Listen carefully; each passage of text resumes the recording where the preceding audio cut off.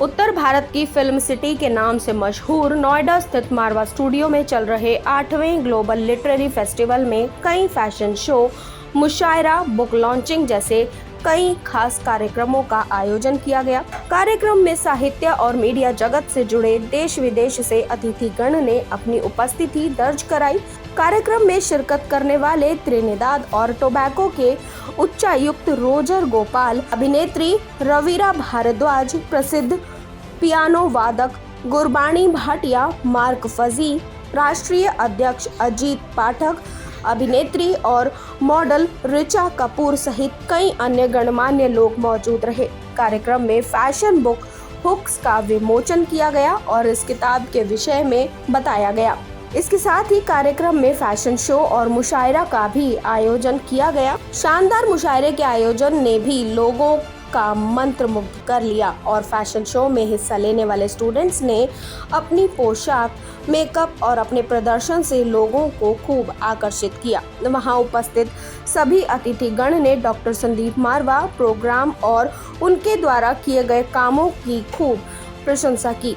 ICMEI के संस्थापक doctor Sandeep मारवा ने कहा कि मुझे गर्व है कि मारवा स्टूडियो देश के दूसरे सबसे बड़े लिटरेरी फेस्टिवल का आयोजन कर एक गौरवशाली इतिहास बना रहा है। उन्होंने बताया कि आपको अपनी जिंदगी में लिखना भी है, पढ़ना भी है और किसी की बात को अच्छे से सुनना भी है।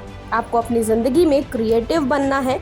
सभी लोगों को सभी कामों को करने का तरीका पता होना चाहिए और उसे किस तरीके से अच्छे से कर सकते हैं, आपको सब जानकारी होनी चाहिए। फैशन के बारे में लोगों को बताया कि हर 25 से 30 साल बाद फैशन बदलता है और आपको इन परिवर्तनों के अनुसार आगे बढ़ना होता है। कार्यक्रम में आए सभी अतिथियों को प्रतीक चिन्ह देकर सम्मानित किया गया। इस कार्यक्रम के अंत में उपस्थित सभी अतिथिगण संदीप मारवा और स्टूडेंट्स का धन्यवाद ज्ञापन किया गया। President public relation society of India, यहाँ आज के कार्यक्रम में आके मुझे बहुत प्रसन्नता हुई क्योंकि यहाँ लिटरेचर और फैशन दोनों का एक कम्बिनेशन था। पहले मुझे लगा कि लिटरेचर में फैशन किस तरह आएगा, लेकिन जब मैं यहाँ आया तो मुझे बहुत अच्छा महसूस हुआ कि जहाँ एक तरफ लिटरेचर चल रहा है, साहित्यिक गतिविधियाँ चल रही हैं, साथ के साथ एक दूसरी विधा जो भारतीय संस्कृति से भी जुड़ी हुई है। हम इसे सिर्फ आधुनिकता के रूप में देखते हैं, लेकिन इससे हम अगर सांस्कृतिक परिप्रेक्ष्य में देखें तो फैशन का देश की संस्कृति और मूल्यों से बहुत गहरा नाता है और यही आज के इस फैशन शो में देखने को मिला। मेरी बहुत बहुत इन्हें शुभकामनाएं। आज का इवेंट वेरी ब्यूटीफुल, रियली मैं बहुत प्राउड फील कर रही हूँ यहाँ आके। मिस्टर मारवा ने मुझे इनवाइट किया और यहाँ आके मैंने जो फैशन शो देखा और बच्चों के जो फैशन के उन्होंने मेरे को दिखाए हैं, अपने आउटफिट दिखाए हैं, उसको देखकर रियली मैं बहुत इम्प्रेस हुई हूँ। मेरे को अपनी यंग एज याद आ गई है कि जब मैं फैशन करती थी या मैं अपना टेलर को अपना डिज़ाइन बता के, हमारे टाइम पे टेलर होते थे जो बैठते हैं, बुटीक नहीं होते थे, उसको बुटीक नहीं कहेंगे, उसको टेलर बोलते थे, चाहे लेडीज़ टेलर हो, जेंट्स हो, तो टेलर को मैं अपना डिज़ाइन देके बनवाती थी। तो आज ये इंडस्ट्री ने इतनी खूबसूरत तरक्की करी है और आप बच्चों ने जो इतने अच्छे अच्छे डिज़ाइन दिखाए हैं, मुझे रियली मेरा बहुत ही मन खुश हुआ है यहाँ आके। सर, 8 लिटरेचर फेस्टिवल में फैशन राउंड को जोड़ना, इसके बारे में आप क्या कहना चाहेंगे?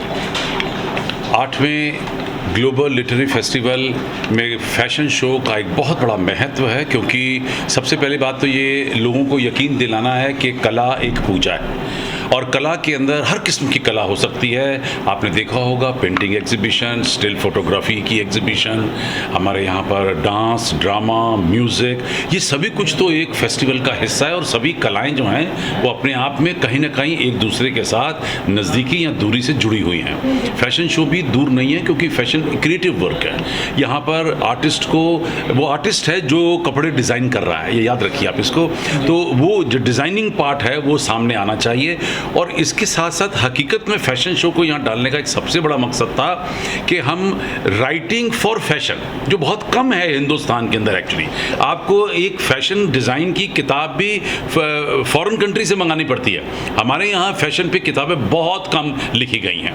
तो ये एक प्रोत्साहित किया है मैंने उन तमाम 150 राइटर्स को जो इन 3 दिन में यहाँ आ चुके हैं और कल आने वाले हैं, कि आप लोग फैशन को लेकर भी बहुत सारी बातें लिख सकते हैं। आप देखिए ऑल टुगेदर अगर देखा जाए तो हमारी जो अप्रैल इंडस्ट्री है देश की, वो बहुत आगे निकल चुकी है। करोड़ों रुपए का एक्सपोर्ट हो रहा है गारमेंट्स का, पूरी दुनिया हिंदुस्तान से बना हुआ कपड़ा जो है पहनती है। जापान से लेकर और अमेरिका तक आप चले जाइए, आपको हिंदुस्तानी डिज़ाइनर्स के बने हुए कपड़े या फॉरेन डिज़ाइनर्स के इंडिया में बने हुए कपड़े ज़रूर मिल जाएंगे।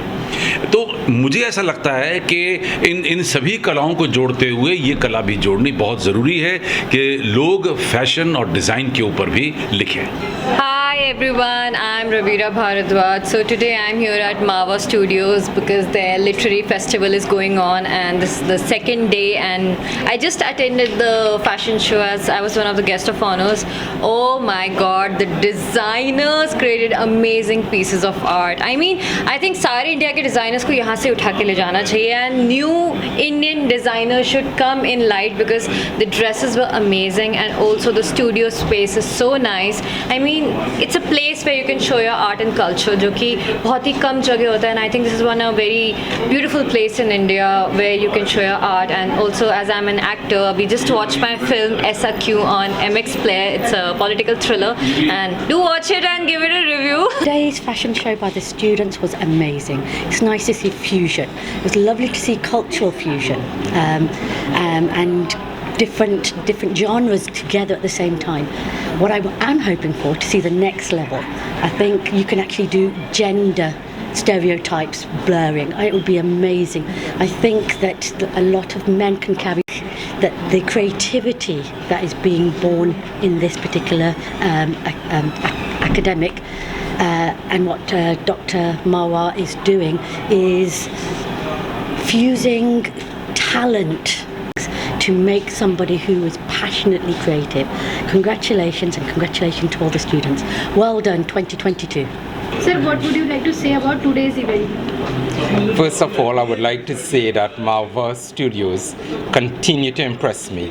The way that it has evolved and it continues to evolve, not only in terms of what it offers to India in all aspects of media, fashion, photography, etc., but also the length and breadth of this globe that Marwa Studios is now reaching. I am very impressed with Dr. Sandeep Marwa, the work that he has been doing. I'm very impressed with the students, and I'm also happy to be part of this growth, be part of this institution that continues to evolve. Your Excellency, how do you see literature and these kind of literary events work as a bridge between two countries? Like, how do they strengthen the diplomatic relations? Absolutely. Literature is the captive of thought. It is the captive of the mind.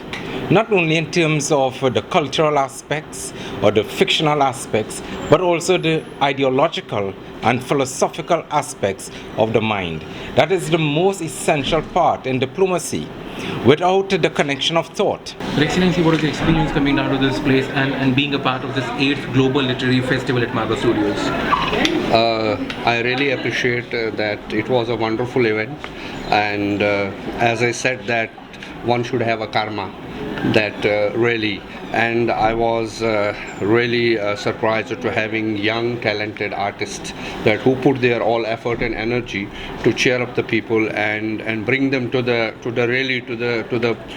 point that as fashion is it's like a